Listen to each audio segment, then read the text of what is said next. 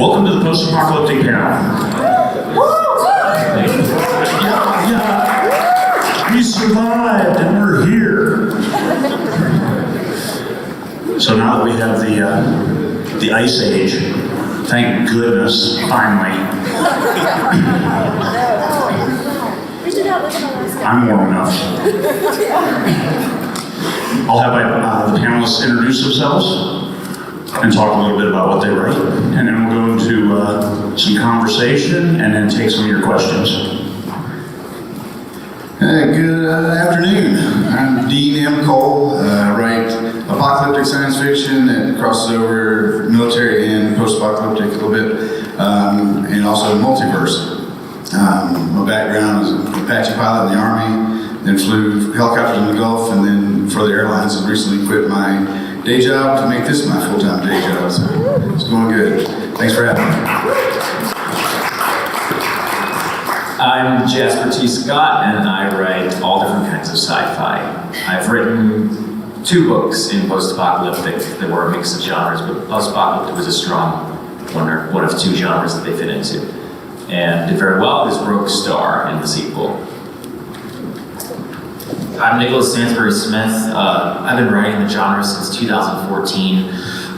It's the genre that I loved growing up, reading, playing video games, movies, still love it. My books are mostly military science fiction. I'm the author of Helldivers, The Extinction Cycle, Trackers, and Orbs, and I have a new series coming out next year that will also be post-apocalyptic as well.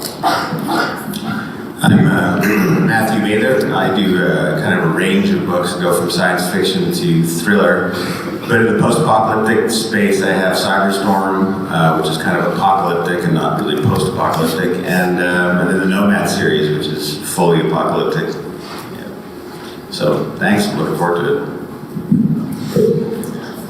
For post-apoc, there's a number of different definitions of that genre, so let's ask our panelists what they think. How do you define post-apocalyptic?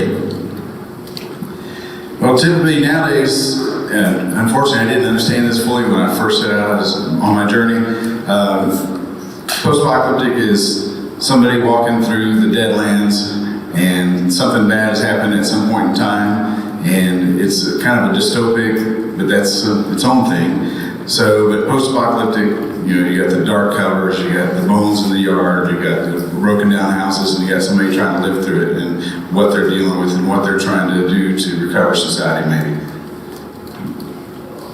I think it's survivalist fiction. It's about surviving in the midst of something all-encompassing that's affecting the whole planet. Could be a local thing, but that's typically not what it is. That's disaster fiction. It has to be pretty much a world-ending phenomena, and it could cover the beginning of that, so the world could still be okay, and then suddenly this happens, and then it's post-apocalyptic because you're living through the aftermath, even if it's just like 5 minutes after the event. So it kind of crosses between apocalyptic and post-apocalyptic. You've got the 2 very closely related.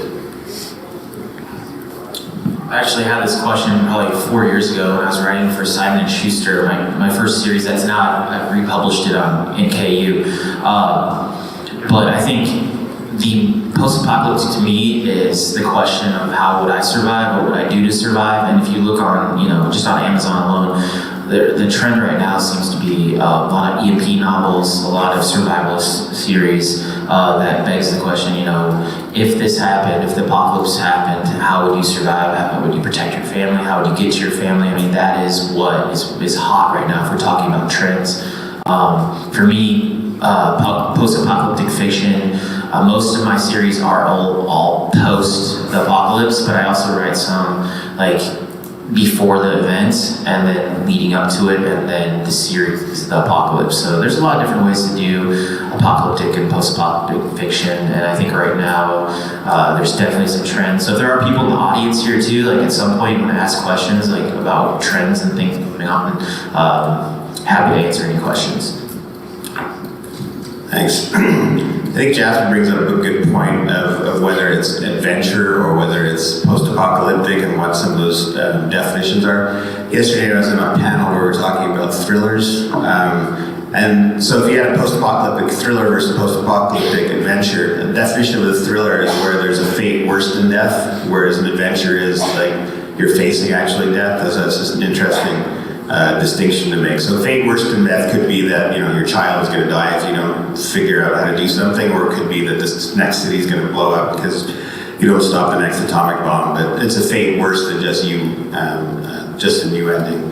And another thing is versus disaster fiction, apocalyptic and post-apocalyptic. I've always enjoyed a little bit more doing the actual apocalyptic thing, which is actually destroying the world.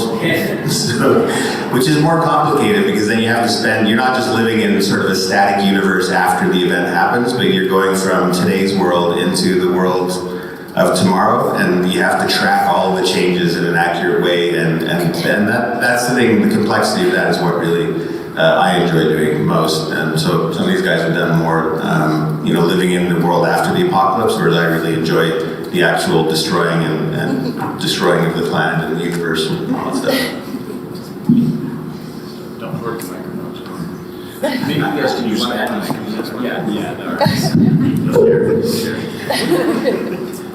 Oh, and by the way, I'm Craven Martelle, and I have like 24 books in Post-Apoc. One of my series is survivalist, post-apocalyptic survivalist fiction, and another is just post-apocalyptic paranormal reconstruction. I have another apocalyptic series. I have another post-apoc adventure series, all different kinds of genre. And from a POV, point of view perspective, my survivalist is in first person. It's the only series I wrote in first person. And all the other ones are third person omni. What do you guys think about POV in post-apoc? Well, everything I've done has just been third person. I haven't done any first person yet, but like you're saying, I think that's a great idea, a great place for it. For me, I'm afraid to actually get off into that niche or that way of telling a story, because right now I know what I'm doing, and I know if I started working on 2 projects at one time, next thing you know, it'd be bleeding over to the other one. So I'll defer to Yeah, I wrote my post-apocalyptic or apocalyptic, then post-apocalyptic series in first person. And I just feel like that, if the scope of the story is surrounding a small number of characters, then that's perfect, because you've got more tensions from saying I insteed of he. And it feels like you're more personally connected to that story. But it depends on the scope. So all of my series are third person, and the reason I do that is because I like to have various factions and different survival groups, and I also have a lot of scientist characters and military characters is kind of a trend in my books. So I like to get into a lot of different POVs to tell the story, and the scope is a little bit bigger, I think, than I'd be able to manage with first person, so that's the only reason I've done it that way. But I've read a lot of post-apocalyptic that is in first person that's done extremely well. The challenge is if your character, if they suck, or if for some reason if they're someone that's not relatable, then that can really be an issue for you. So that's one reason I try not to do first person, is because it's just so hard to get someone that everyone can relate to, especially in a post-apocalyptic. Yeah, I've done both ways, doing it third person and first person. First person is it's more challenging, but it's more fun because you're hiding information both from your character and from the reader. And it becomes more of a guessing game as to what actually is happening on the outside, whereas when you're doing third person, you can do more semi-omniscient, and you can be looking at the wider picture and what's happening on a grander scale, more like space opera type of stuff, like what's happening all around the world with all these different factions. So, but I enjoy the first person. You get to have a really small cast of characters, and it makes it much easier for the reader to follow, and it makes it much easier to, it's not as complicated, I think, but there's other challenges in that could get more boring if you don't have something really interesting going on. So, I just wanted to add to Nick's point that, having a character that's very likable is important. I had a lot of bad reviews on Rogue Star because people said my main character sucked, and my other main character also sucked. And then I didn't personally get it, but I understand how you're feeling like it's talking about you, you need to relate well to that character. So you make a point. What do you find are good tropes for your style of post-apocalyptic fiction?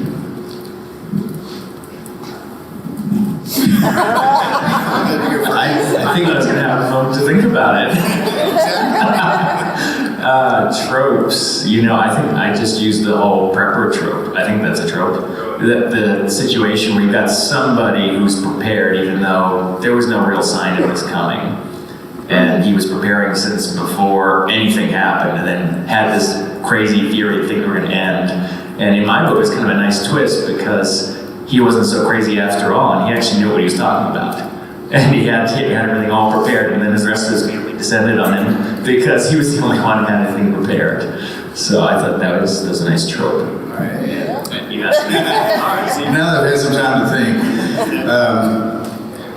the lovable loser, the guy that he means well, he's trying to do good, but he's got this certain character flaw, and that just gives you so much to work from. I may have overdone it with Vaughn, the character in Solitude.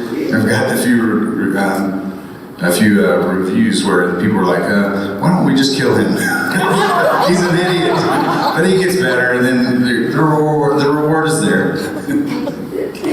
I think Craig would like this, but I always put animals in.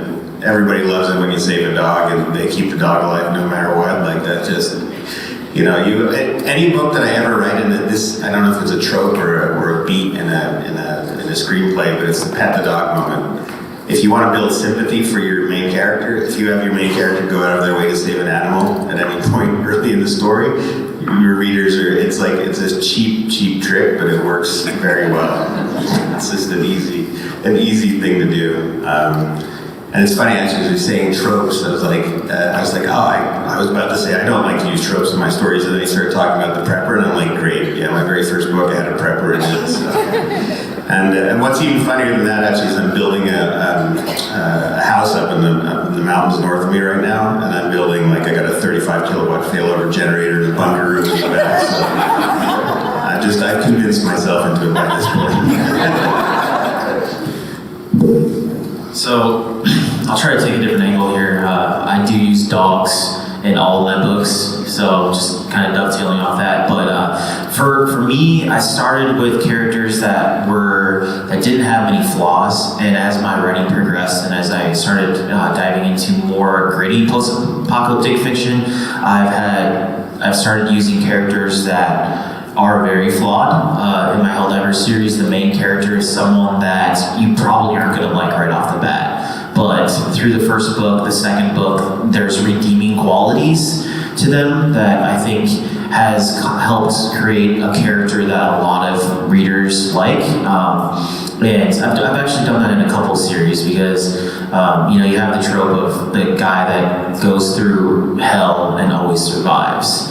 Well, and that they're flawless, basically. And I've had characters like that, and I just don't think that it's realistic. So I try to take a different angle and have a character that's a true asshole that eventually redeems himself through multiple acts of self-sacrifice or duty to a group, whatever. So that's kind of what I've focused on lately, and in my next series that is publishing next year, same thing. I have a bunch of characters like that. Actually, it's not just one.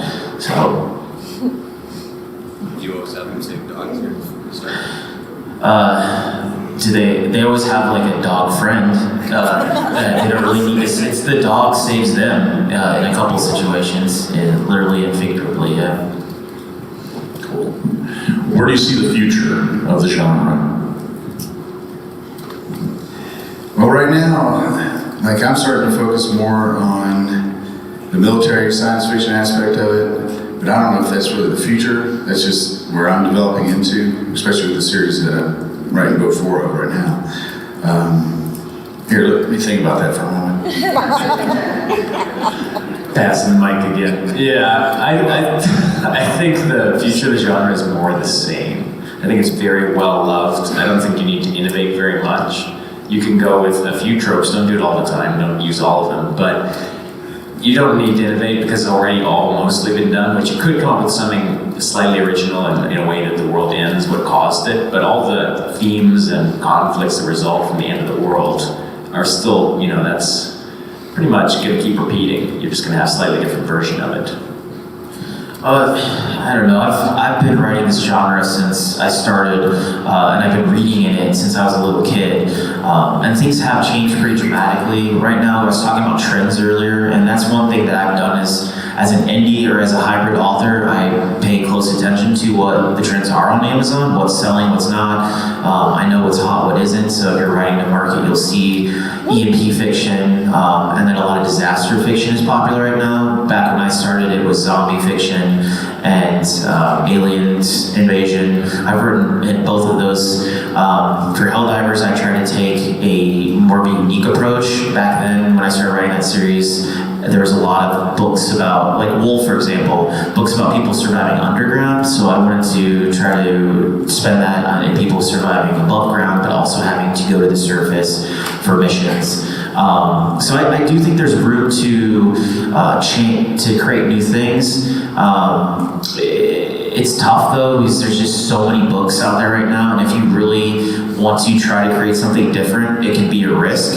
I've seen people try to do it that's totally different than what's on the market and that have failed, but then also people that have tried it and created something new and awesome. So right now, the future of post-apocalyptic fiction, in my opinion, is probably going to be a lot of what you're seeing right now, but I think there's going to be more post-apocalyptic fiction on other planets that takes characters away from Earth, and disasters here. I think there's going to be probably some multi-generational stuff. Some of the things that we see on Netflix or on TV haven't necessarily made their way onto Amazon or are not popular in that format. So could see things like that as well. Well, the time that I've been writing this type of fiction, apocalyptic's gone from the non-fiction, from the fiction aisle to kind of the non-fiction aisle, and I think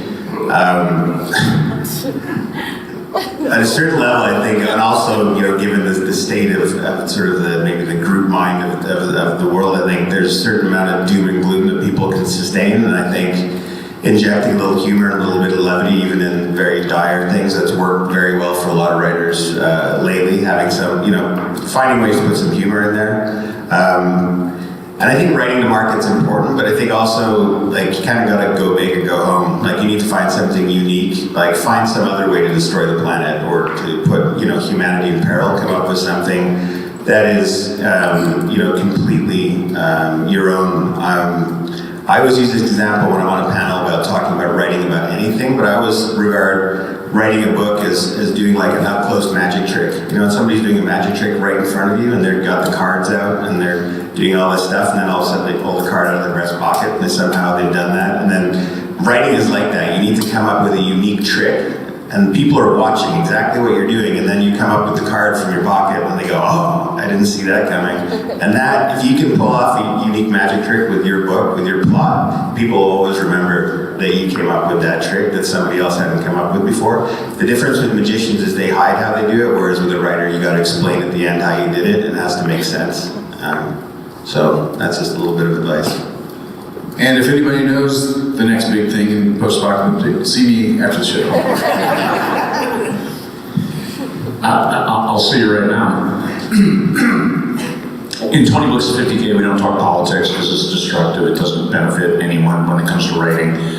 In this panel, if you don't understand that in 1 year there will be a very significant election in the United States, I think in 6 months, those folks who are writing the American Civil War 2020 will probably find an audience over those last 5 months leading up to the election. And I intend to write a standalone in that vein of here's how it comes apart in the John Truby style of at least a dozen different main plot lines, maybe 20. No, I'm serious. It won't be long, but it'll be impactful. It'll be like James Patterson's Hot Shots, where it's constant action, every single page, the race to the finish of the election. So we'll call that apocalyptic. and hopefully it's not. Hopefully it remains fiction. But that's, hey, and it's a trend. Okay, here's the election, everything happens nice, everybody plays nice, move on. Okay, then the book dies. But for those 5 months, it has the potential to make some money, and isn't that what we're here for? It's okay to have a short-term winner if it can be a big winner. So stand alone, look for American Civil War 2020 by Craven Martelle. And hopefully it doesn't come true. We have to be fiction. Do we have any questions? We have less than 20 minutes left. We can put the microphone stand out. And in the interim, whilst we're waiting, what is your favorite survival feature that you put in your books? Because it's post-apocalyptic, you don't have access to everything you have nowadays. What's your favorite little tweak that you put in your books that you had to learn for the books? For me, just so this one thing, it was learning about making beer. Because I have a couple different main characters, they just wanted a beer, and you can't get a beer anymore, and you found all the beers, there's no more beers.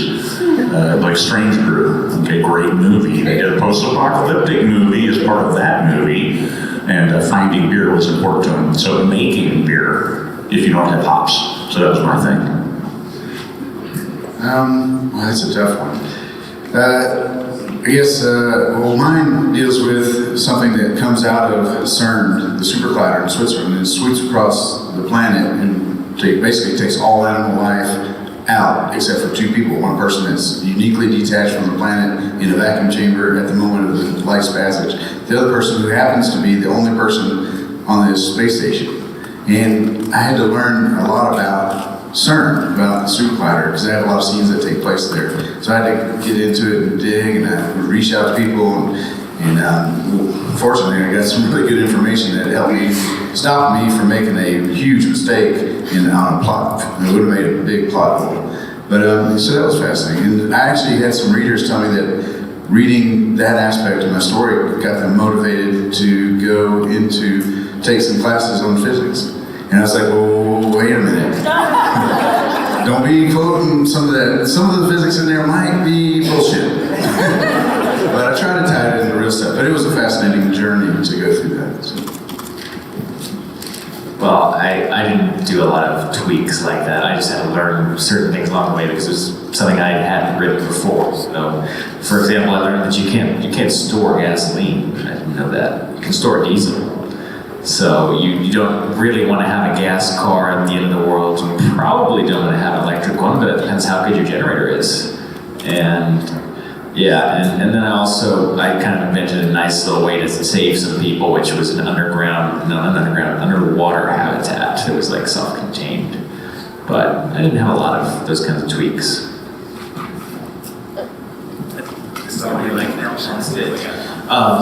For me, so one of my series that does take place 250 years in the future, that's Helldivers, and so there's a lot of things I had to take into consideration for that series. Gasoline being one, bullets, all sorts of things that you would need to survive.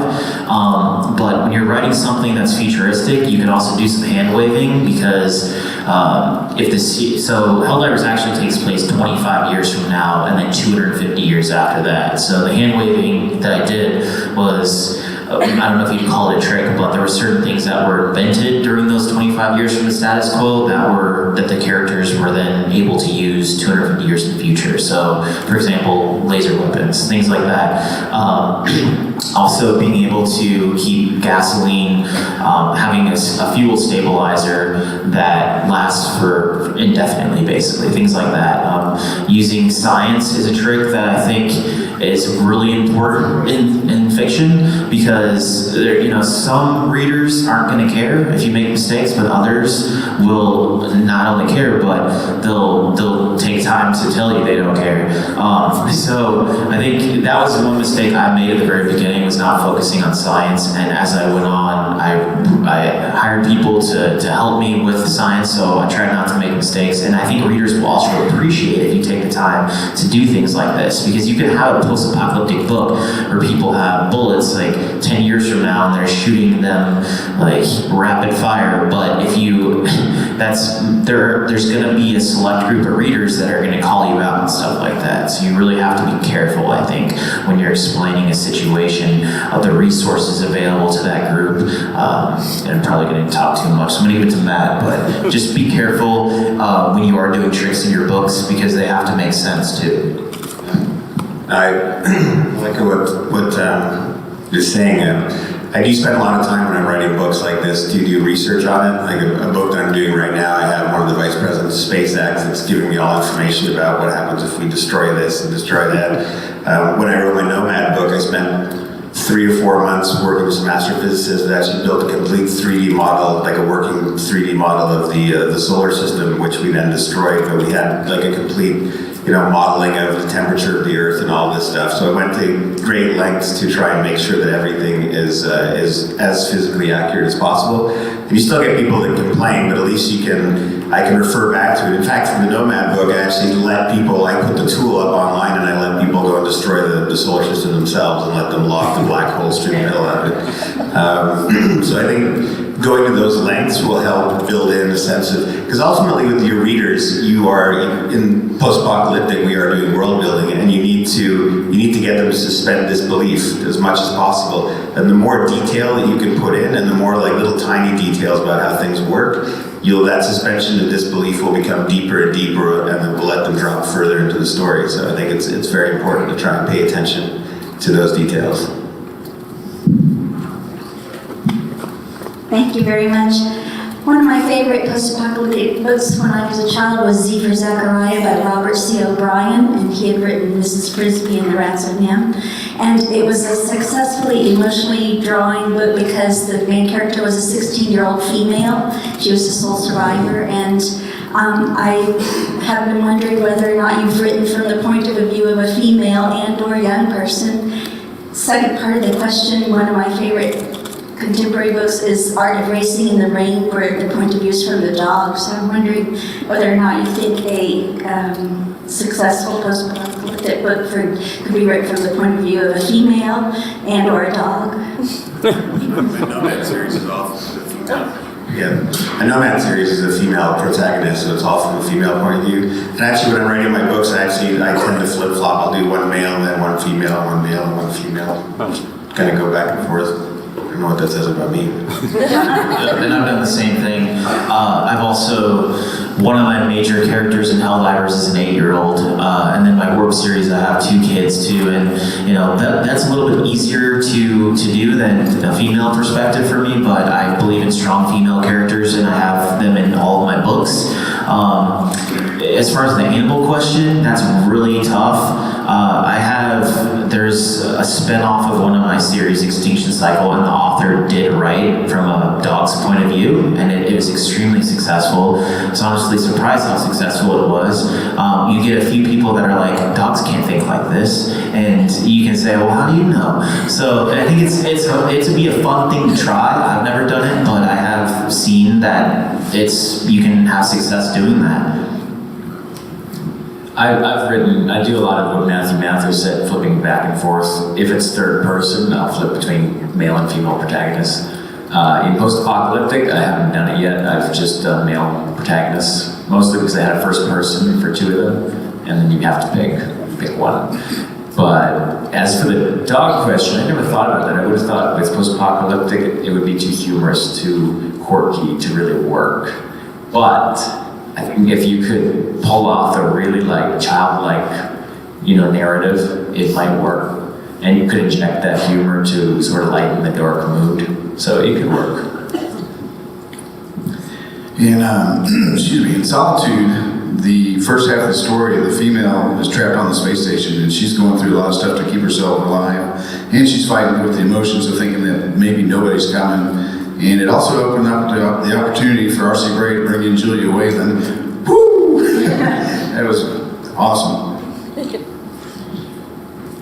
I wrote a supplemental short story for my Nomad series, and I did put it from the dog's perspective. It was first person from the dog, and it made my readers cry, but it was impactful. They said they loved it, but yeah, I won't do that again.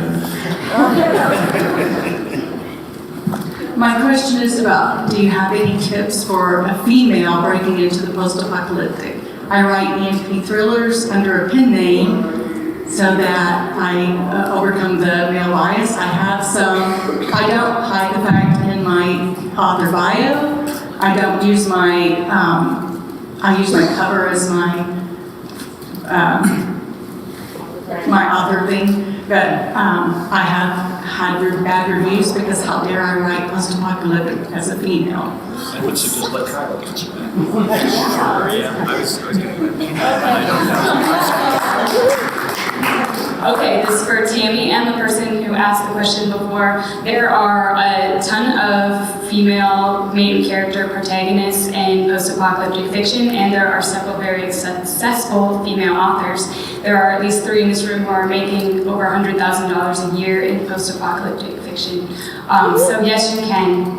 And I have reviews from male readers who said I didn't want to try you because you are a female, because I chose not to write under a pen name. Knowingly, I knew I might lose some readers, but I like to break down stereotypes and boundaries wherever I can. So I have reviews, several, from men who said I was hesitant to try it, but I was pleasantly surprised. I didn't think a female could write action scenes, but holy cow. So, like, yes, if this is the genre that you want to write in, you can write as a female under your name. You can write female protagonists. There's also, like, Harley Tate and Grace Hamilton and Kate Glaspie. T.O. Payne, she's asking how to break in. All 3 of her books were in the top 500 in the whole Amazon store. So yes, the answer is yes. Kate, you want to answer that too? Hop up, take the mic and answer. The answer is no. She's one of them.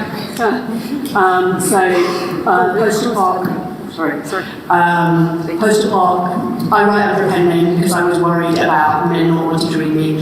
I've got a lot of male readers who think that I'm a man. I've got a beta reader who tells me about his wife.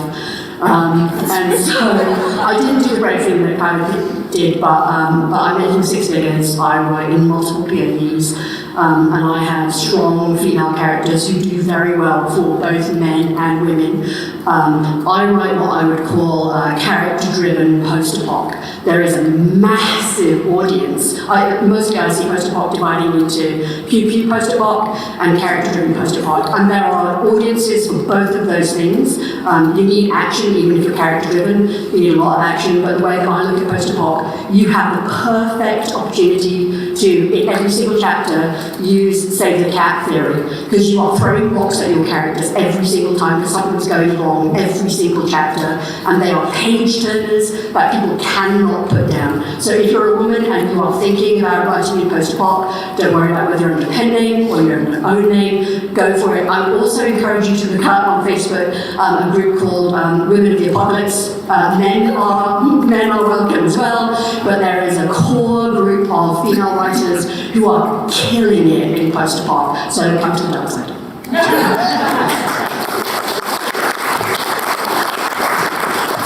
And I think that should probably mean that next year we have females on the panel.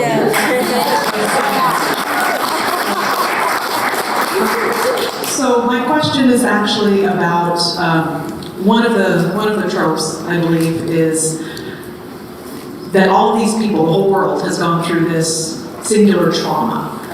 And from that trauma, they move forward through all of these additional traumas. And part of it is that they have to learn how to work together to survive. So it's also trauma and working together. How much actual trauma research, psychological research, like mental breakdown kind of stuff actually makes it into the books? I know with character-driven it would probably be a little bit more, but just wondering if that kind of research actually makes it in. I guess I have the microphone. So before I started writing post-apocalyptic fiction, I worked for Homeland Security and Emergency Management in Iowa, so most of it was natural disasters. but you see the aftermath, you see how it affects families, you see how it affects the economy and financial, people lose their houses, lose family members. So I kind of got a first-hand look at that before I started writing, and so it also helped me break into post-apocalyptic fiction because I realized there's all these threats out here that I had no idea about. But in terms of actual research, so that's super tough to do. I think if you are a veteran and you served, then you have probably, especially if you have combat experience, that experience is going to set you above other writers that haven't had that. There's only so much research you can do without having to experience yourself. That doesn't mean you can't write excellent trauma and drama, but I think, with anything, the more experience you have, probably the more realistic it's going to seem. I haven't done a lot of them, but I do a lot of the time go back to probably a trope of post-traumatic stress disorder and even how that emerges and can emerge from those kinds of traumatic situations. So a lot of the time that emerges in a character because they've been through just too much.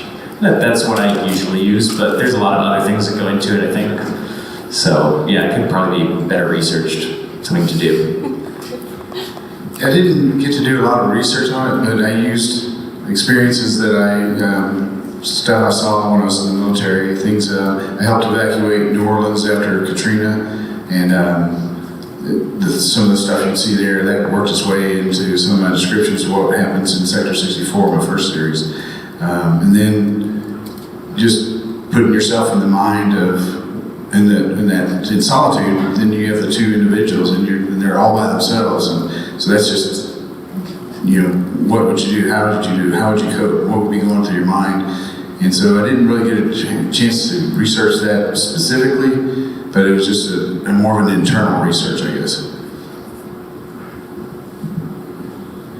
I do take a shortcut with some of my stories in that I usually include a nurse or an EMT from a former life, because they will be the person in the highest demand when the shit hits the fan, right? SHTF. I actually use that as a keyword in my Amazon when I upload it. Not an Amazon ad, and yeah, I use it there too. But SHTF, I use that as one of my keywords.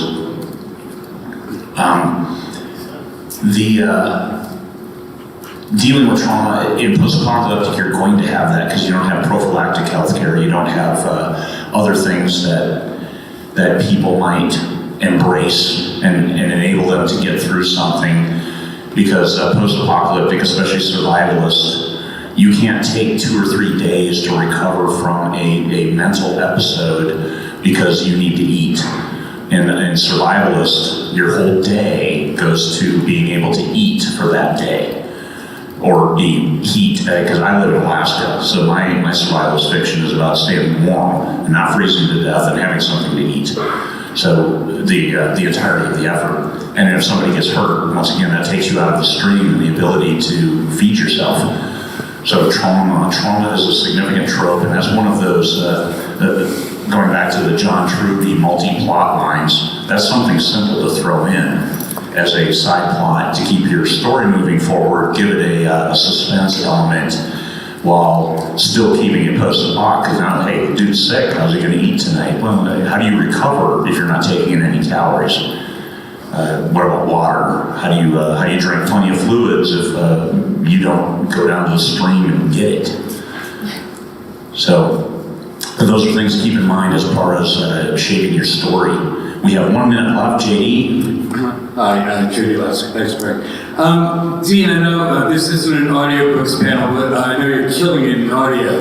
And I wonder whether you or any of the other panelists here are doing anything particular in the post-apoc genre that makes it really work for you in audio.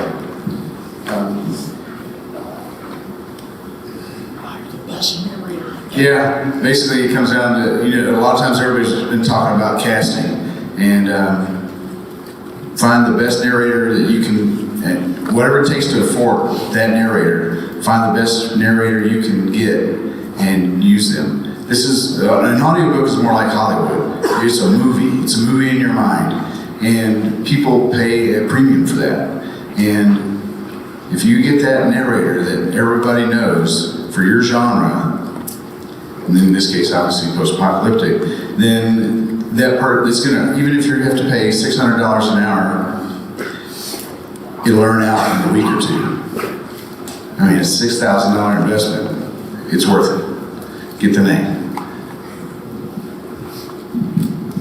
That is good advice, and actually it's similar advice I gave last year, but so I have R.C. Bray's, the narrator of my Helldiver series, and it's hit the New York Times bestseller list 2 times in a row now, but unfortunately, where audiobooks is now is probably where Amazon, in my opinion, was 4 years ago, and the market's starting to get more saturated. That means narrators are also having to choose what books they do, and there's all sorts of complicated issues we could talk about with audiobooks, with royalty share, with hourly rate, but it's more and more difficult to hire a narrator through ACX due to the fact that truly a narrator does make or break a book. And there are some no-name narrators that you can still do well with, but for the most part, some narrators sell more audiobooks than the author.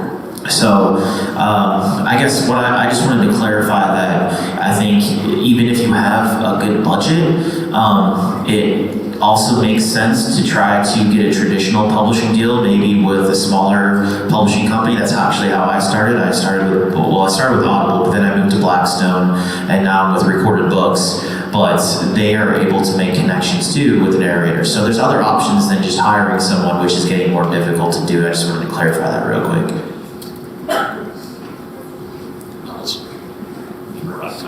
I agree. He agrees. Well, thanks everyone for coming. I'll be here if anyone has questions.